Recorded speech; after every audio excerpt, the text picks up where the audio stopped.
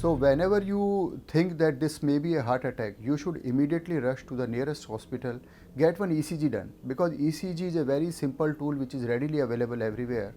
And in the ECG we can find the ECG suggesting of acute MI.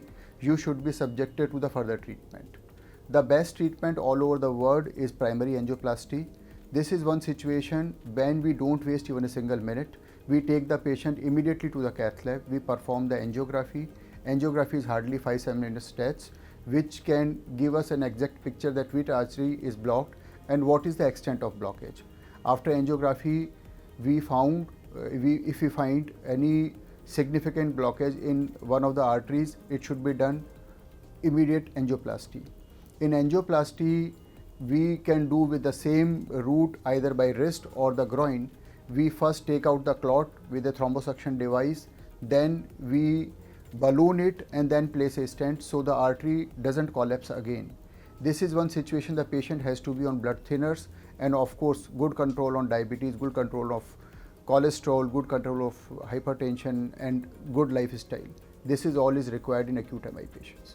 So whenever we find ECG changes suggestive acute heart attack, we immediately take up the patient for coronary angiography followed by a primary angioplasty.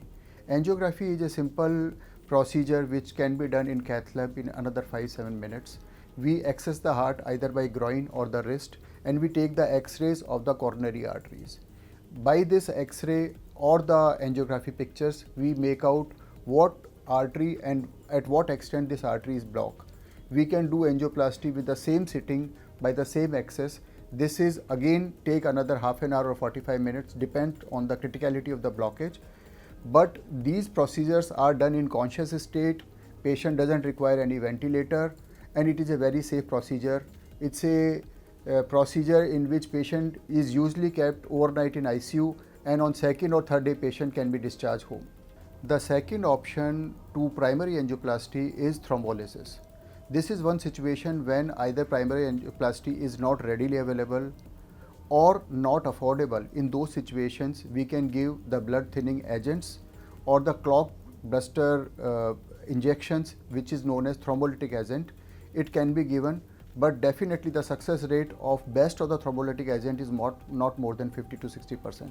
So the first choice remains the primary angioplasty for each and every patient of acute MI.